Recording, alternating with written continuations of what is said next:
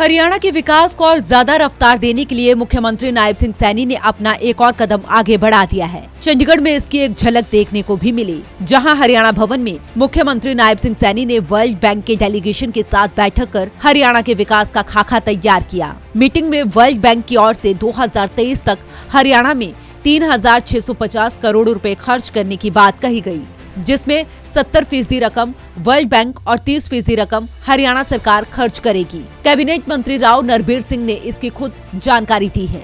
पर्यावरण ठीक रहे, इस बारे में विस्तार से चर्चा की कि वर्ल्ड बैंक आपकी क्या मदद कर सकता है।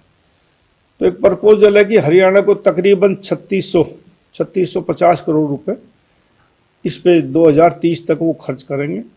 उसमें 70% वर्ल्ड बैंक देगा और 30% हरियाणा सरकार लगाएगी और तकरीबन 80-85 करोड़ वो डोनेट करेंगे। डोनेशन लगा लो या मतलब एड लगा लो, ग्रांट देंगे।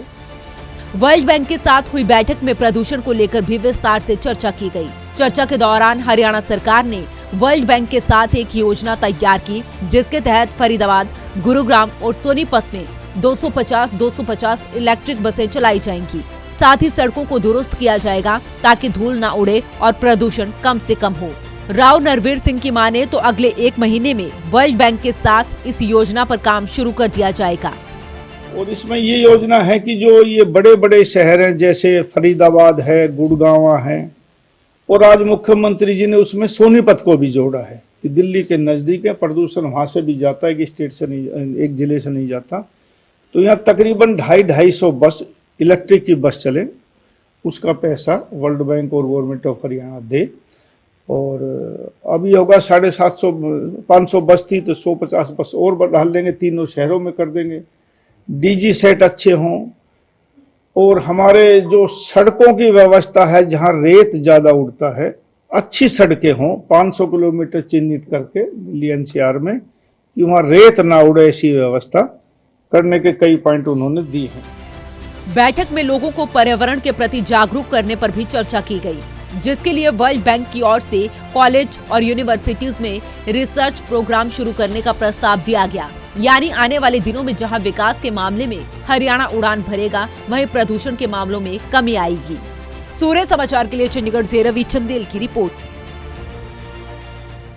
हरियाणा के विकास को और ज्यादा रफ्तार देने के लिए मुख्यमंत्री नायब सिंह सैनी ने अपना एक और कदम आगे बढ़ा दिया है। चंडीगढ़ में इसकी एक झलक देखने को भी मिली, जहां हरियाणा भवन में मुख्यमंत्री नायब सिंह सैनी ने वर्ल्ड बैंक के डेलीगेशन के साथ बैठक कर हरियाणा के विकास का खाका तैयार किया। मीटिंग में वर्ल्ड बैंक की ओर से 2023 तक हरियाणा में 3,650 करोड़ रुपए खर्च करने की बात कही गई, जिसमें 70% रकम वर्ल्ड बैंक और 30% रकम हरियाणा सरकार खर्च करेगी। कैबिनेट मंत्री राव नरबीर सिंह ने इसकी खुद जानकारी दी है। पर्यावरण ठीक रहे, इस बारे में विस्तार से चर्चा की कि वर्ल्ड बैंक आपकी क्या मदद कर सकता है।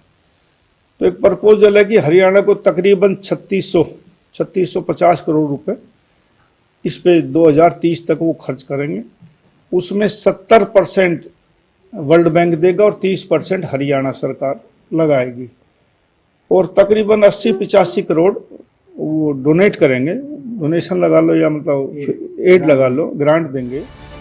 वर्ल्ड बैंक के साथ हुई बैठक में प्रदूषण को लेकर भी विस्तार से चर्चा की गई। चर्चा के दौरान हरियाणा सरकार ने वर्ल्ड बैंक के साथ एक योजना तैयार की, जिसके तहत फरीदाबाद, गुरुग्राम और सोनीपत में 250 इलेक्ट्रिक बसें चलाई जाएंगी। साथ ही सड़कों को दुरुस्त किया जाएगा ताकि धूल न उड़े और प्रदूषण कम से कम हो। राव नरबीर सिंह की माने तो अगले 1 महीने में वर्ल्ड बैंक के साथ इस योजना पर काम शुरू कर दिया जाएगा। और इसमें ये योजना है कि जो ये बड़े बड़े शहर हैं, जैसे फरीदाबाद है, गुड़गांव है, और आज मुख्यमंत्री जी ने उसमें सोनीपत को भी जोड़ा है कि दिल्ली के नजदीक है, प्रदूषण वहां से भी जाता है कि स्टेट से नहीं, एक जिले से नहीं जाता। तो यहाँ तकरीबन 250 बस इलेक्ट्रिक की बस चले, उसका पैसा वर्ल्ड बैंक और गवर्नमेंट ऑफ हरियाणा दे। और अभी होगा 550 बस थी तो 150 बस और बढ़ा देंगे, तीनों शहरों में कर देंगे। डीजी सेट अच्छे हों और हमारे जो सड़कों की व्यवस्था है, जहां रेत ज्यादा उड़ता है, अच्छी सड़कें हों। 500 किलोमीटर चिन्हित करके दिल्ली एनसीआर में कि वहां रेत ना उड़े, ऐसी व्यवस्था करने के कई पॉइंट उन्होंने दी हैं। बैठक में लोगों को पर्यावरण के प्रति जागरूक करने पर भी चर्चा की गई, जिसके लिए वर्ल्ड बैंक की ओर से कॉलेज और यूनिवर्सिटीज में रिसर्च प्रोग्राम शुरू करने का प्रस्ताव दिया गया। यानी आने वाले दिनों में जहां विकास के मामले में हरियाणा उड़ान भरेगा, वहीं प्रदूषण के मामलों में कमी आएगी। सूर्य समाचार के लिए चंडीगढ़ से रवि चंदेल की रिपोर्ट।